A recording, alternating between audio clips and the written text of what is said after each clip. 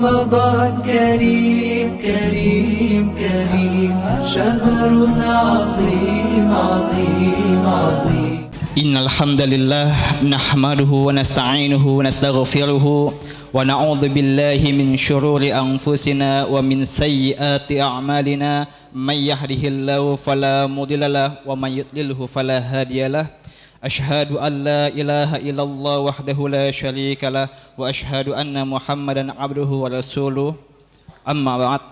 Jamaah salat Isya dan tarawih yang dimuliakan oleh Allah Subhanahu wa taala, ada seorang sahabat Nabi yang cukup terkenal. Beliau termasuk salah satu dari 10 sahabat yang dijamin masuk surga oleh Allah Subhanahu wa taala. Namanya adalah Thalha bin Ubaidillah. Dia pernah bercerita. Cerita ini terdapat dalam kitab Sahih Ibnu Hibban. Suatu ketika ada 2 orang laki-laki yang datang kepada Nabi SAW. Keduanya berasal dari kabilah Bulayyin. Mereka berdua masuk Islam secara bersamaan. Namun salah satu di antara mereka berdua itu semangatnya dalam berislam itu lebih kuat daripada yang temannya, yang lainnya. Sedangkan lelaki yang paling semangat itu lalu ikut berjihad di jalan Allah Subhanahu wa taala hingga akhirnya menemui syahid di jalan Allah. Sedangkan lelaki satunya masih hidup 1 tahun lebih lama dalam masa hidupnya, dengan sejak selama temannya meninggal, kemudian ia berkesempatan berjumpa dengan bulan Ramadan. Kemudian ia beribadah secara maksimal pada bulan tersebut dengan imanan wahtisaban, ya, penuh dengan keimanan dan harapan akan pahala dari Allah Subhanahu wa taala. Setelah itu lelaki kedua tadi akhirnya meninggal dunia. Kemudian Thalha melihat seseorang laki keluar dari surga. Lelaki itu kemudian memberi izin kepada laki-laki yang meninggal terakhir, berarti laki-laki yang kedua setelah melaksanakan puasa Ramadan, untuk masuk ke dalam surga. Lalu ia keluar dan memberikan izin kepada laki-laki yang mati syahid dan masuk surga.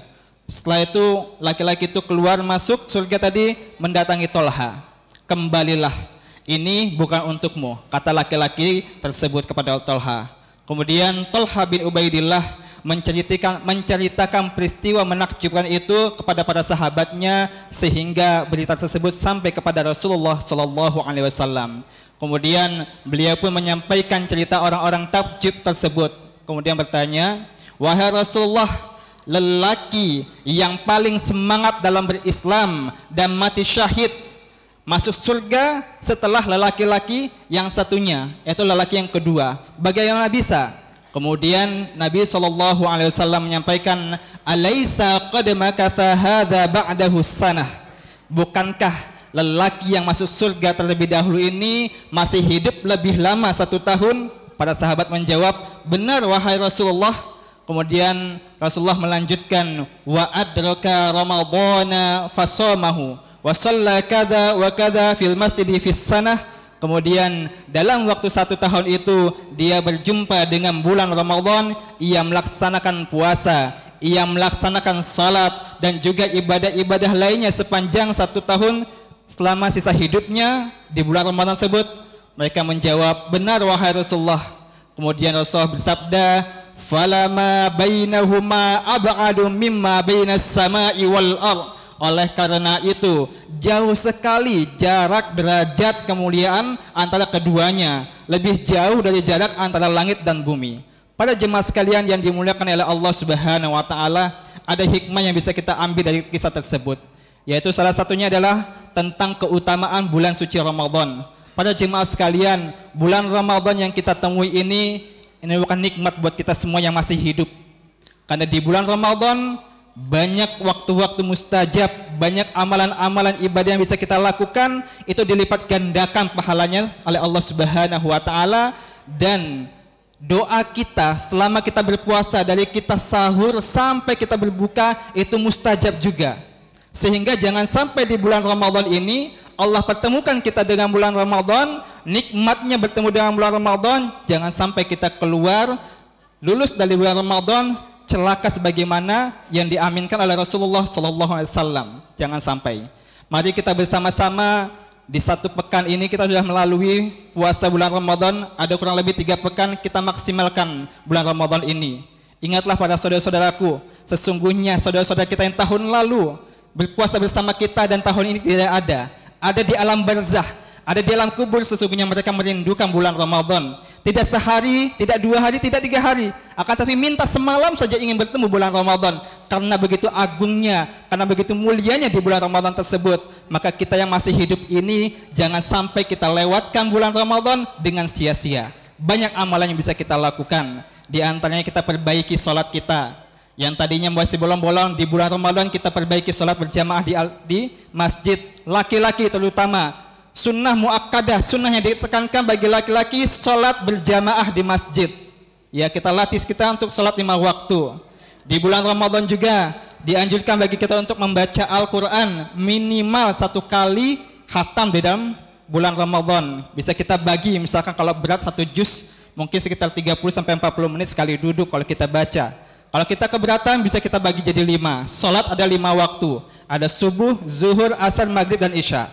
Subuh kita baca setelah salat 2 lembar. Setelah salat zuhur baca 2 lembar, 4 lembar. Setelah salat asar baca 4 lembar. 2 lembar juga, jadi 6 lembar. Sebelum maghrib, ya karena kalau sesudah maghrib biasanya kalau udah buka puasa makan waktunya sedikit. Baca 2 lembar sebelum buka puasa. Sambil menunggu iftar, sambil buka takjil, mengabuburitnya dengan membaca Al-Quran. Kemudian malamnya setelah sholat tarawih baca 2 lembar. Karena dalam Al-Quran 1 juz itu berjumlah 10 lembar. 1 hari mendapatkan 1 juz. Itu kita rutinkan dalam 1 bulan. Dan pahala yang kita dapatkan tidak 10 kebaikan saja. Karena di bulan Ramadan pahala yang kita lakukan, ibadah yang kita lakukan itu bisa dikalikan mencapai 700 kali lipat kebaikan amalan yang kita lakukan. Dan amalan yang lain yang bisa kita lakukan adalah dengan bersedekah. Sedekahlah harta-harta kita bersihkan dengan bersedekah. Bisa kita memberikan makan untuk orang-orang yang berbuka puasa, ya, kepada orang-orang yang membutuhkan. Atau di Al-Islam setiap harinya kami membuka takjil bagi orang-orang yang ingin buka bersama di sini, silakan. Bisa sedekahkan hartanya untuk para santri juga. Alhamdulillah pada tahun ini juga terlaksana juga insyaallah. Para santri-santri kita di bulan Ramadan ini mungkin mereka tidak menghatamkan Al-Quran 1 juz, 30 juz sekali duduk atau 1 bulan. Tapi mereka selama bulan ini mempunyai program menghafal Al-Quran 5 juz mutkin.